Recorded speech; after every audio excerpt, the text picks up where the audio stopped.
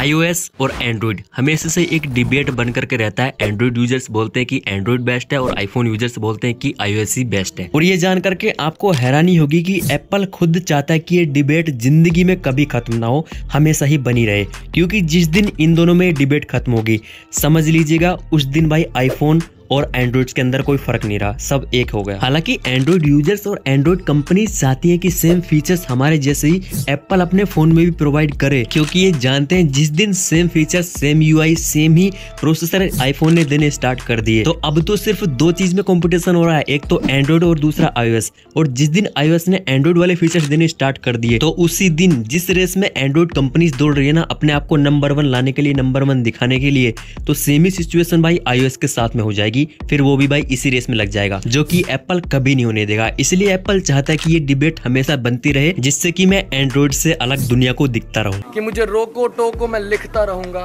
तुम्हें टीवी पे हरदम दिखता रहूंगा, मेरा साथ देना हिंदुस्तान के वालों, मैं खाली सीडी बेचूं तो भी बिकता रहूंगा। तो अब इसी डिबेट में वीडियो के इस फर्स्ट पार्ट से हम भी पार्टिसिपेट करने जा रहे हैं और आगे काफी सारे एंड्रॉइड वर्सेस iOS के पार्ट आने वाले हैं, जिसमें कि आपको एक से एक बढ़कर फीचर्स और एक से एक बेकार चीज देखने के लिए मिलने वाली है। तो मेक श्योर आपने चैनल सब्सक्राइब कर रखा हो, बाकी वीडियो तो आप एंड तक लाइक कर ही दोगे। चलिए स्टार्ट करते हैं इनके ऑपरेटिंग सिस्टम से। तो ये तो आपको मालूम होगा कि आईफोन को ऑपरेट करता है iOS और एंड्रॉइड को एंड्रॉइड ही करता है। अब इन दोनों में सबसे बड़ा फर्क ये कि देखो iOS को सिर्फ एप्पल ही बनाता है और वो अपने पास ही रखता है, और एंड्रॉइड गूगल का प्रोडक्ट है और गूगल इसको भाई किसी को भी दे देता है। अगर आप भी चाहते हो अपनी कंपनी बनाना तो आपको सिर्फ गूगल को एंड्रॉइड का चार्ज देना है और एंड्रॉइड आपका। देखो iOS और एंड्रॉइड की डीप में ना जाते हुए सबसे पहले हम बात कर लेते हैं कि अगर आप एंड्रॉइड को फर्स्ट टाइम यूज करोगे और iOS को यूज करोगे फर्स्ट टाइम, तो इन दोनों में सबसे बड़ा डिफरेंट जो कि सबसे पहले यहाँ फेस कर लोगे कि भाई क्या प्रॉब्लम है इन दोनों में फर्स्ट टाइम यूज करते हुए, और वो है इन दोनों को यूज करना। अगर मान लीजिए आप फर्स्ट टाइम एंड्रॉइड यूज कर रहे हो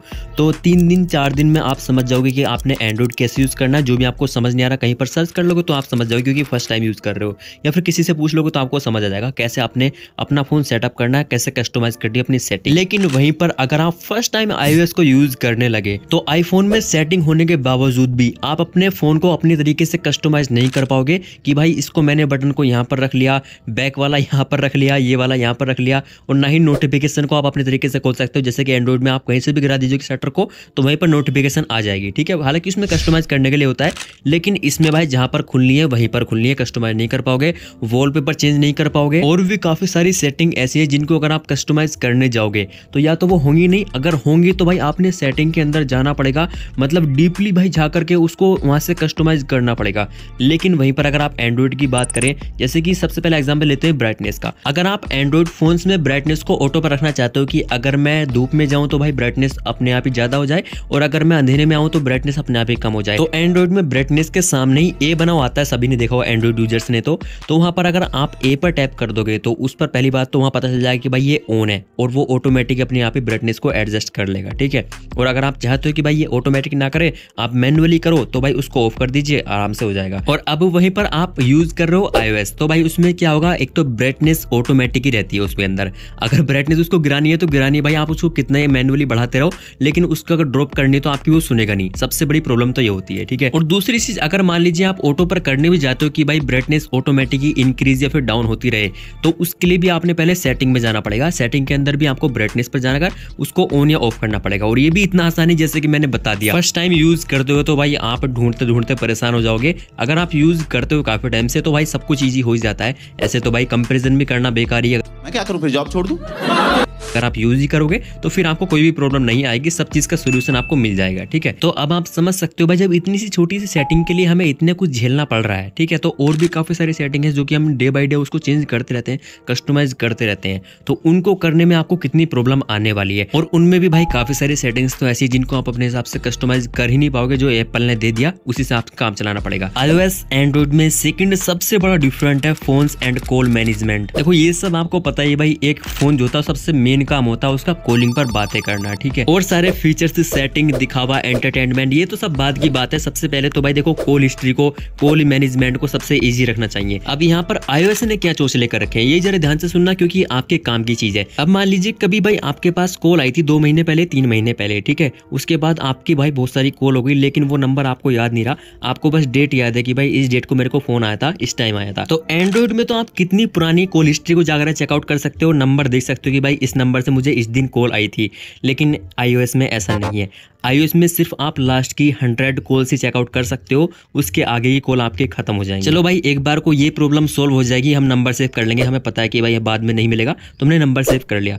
अब दूसरी प्रॉब्लम ये आती है, मान लीजिए किसी नंबर के हमें सिर्फ फर्स्ट के या लास्ट के 2-4 डिजिट ही याद रहते हैं, बाकी हम भूल जाते हैं। तो एंड्रॉइड के डायल पैड पे आपको सिर्फ डिजिट टाइप करने और सारा ही नंबर आपके सामने निकल करके आ जाएगा। और वहीं पर iOS में अगर आप नंबर के 9 डिजिट भी टाइप कर दोगे ना, फर्स्ट या लास्ट, तो भी iOS के अंदर वो नंबर निकल करके नहीं आएगा, चाहे वो नंबर सेव ही क्यों ना हो। अगर वो नंबर आपके फोन में सेव है तो आपको कॉन्टैक्ट लिस्ट में जाकर के वहां पर टाइप करना पड़ेगा जिस भी नाम से आपने सेव कर रखा है, और तब जाकर के उसको आप कॉल कर पाओगे। तो कुल मिलाकर के कहने का मतलब ये है कि iOS में आप शॉर्ट तरीके से काम कहीं पर नहीं कर सकते हो। करना है तो सिर्फ एक ही काम कर पाओगे, वो भी iPhone 15 सीरीज में।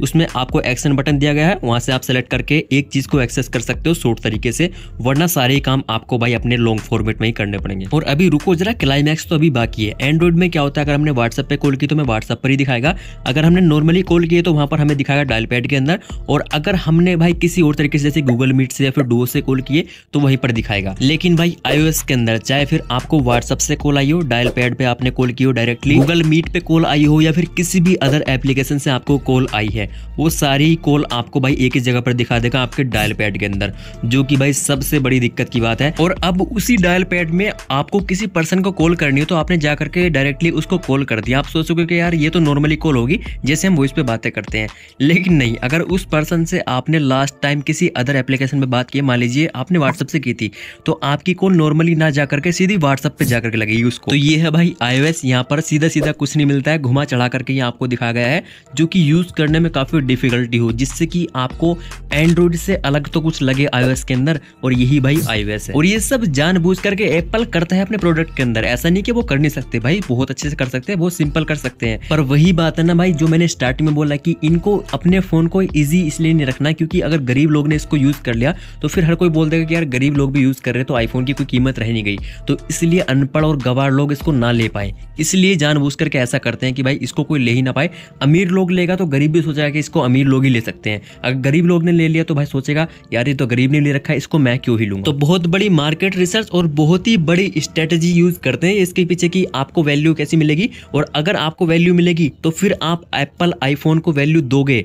तो ये बहुत बड़ी मार्केट रिसर्च है, अगर आप कभी मार्केटिंग सीखोगे तो आपको समझ आ जाएगा, और जिसने सीखी उसको तो पता चल ही गया होगा। और एक और iOS एंड्रॉइड के बीच सबसे बड़ा डिफरेंट ये है कि भाई आपको iOS में अगर एप्लीकेशन यूज करनी है ऐप स्टोर पे जा करके तो आपको मंथली सब्सक्रिप्शन पे करना पड़ता है उनका, और अगर वन टाइम पे भी करना है ना तो वो भी भाई एंड्रॉइड के मुकाबले काफी ज्यादा मतलब कॉस्टली होता है, बहुत ज्यादा पे करना पड़ता है उसमें। और वहीं पर एंड्रॉइड में क्या है, मान लीजिए आपको मजबूरी में किसी एप्लीकेशन का सब्सक्रिप्शन लेना ही पड़ रहा है एंड्रॉइड में, तो आप उसको छोड़ करके थर्ड पार्टी एप्लीकेशन यूज कर लीजिए, वहां पर आपको सोल्यूशन मिल जाएगा। तो ये है एंड्रॉइड, हर चीज का सोल्यूशन फ्री में मिल जाता है और इजी टू यूज है भाई एंड्रॉइड, ठीक है। वहीं पर iOS एक तो कॉस्टली इतना है, फिर भी आपने जोड़ बांध करके पैसे इकट्ठे कर लिए तो आप सोच लेना आपको सब्सक्रिप्शन भी काफी सारी चीजों का लेना पड़ेगा। थर्ड पार्टी एप्लीकेशन ज्यादा आप एक्सेस दे नहीं पाओगे क्योंकि सिक्योरिटी भाई बहुत तगड़ी होती है आईफोन के अंदर, ठीक है। और कैमरा क्वालिटी में तो एंड्रॉइड से बेस्ट है ही, बाकी आप देख लेना। अगर आपको सिंपल चीजें पसंद है और फ्री में सब चीजें एक्सेस करनी है तो आप एंड्रॉइड की साइड जा सकते हो। और वहीं पर अगर आपको लोगों के बीच में अपनी वैल्यू बढ़ानी है, सब्सक्रिप्शन आप ले सकते हो। वीडियो क्वालिटी में आपको चाहिए, सिक्योरिटी आप सबसे पहले रखते हो, और आपको यूज करने में हार्ड चीजें पसंद होती है कि यार मेरे को सिंपली जाकर के डायरेक्टली नहीं करना है और मेरे फोन को कोई यूज ना कर पाए, तो भाई आप iOS की साइड जा सकते हो। बहुत ही आसान है इन दोनों को कंपेयर करना, ठीक है। तो मैंने कर दिया है, बाकी अगर आप चाहते हो डीपली मैं इनको एक्सप्लेन करूँ कि भाई कौन सा बेस्ट है तो आप मेरे को कमेंट कर देना, बाकी तो वीडियो आ ही जाएगी, ठीक है। बाकी मिलते हैं फिर न्यू वीडियो के साथ।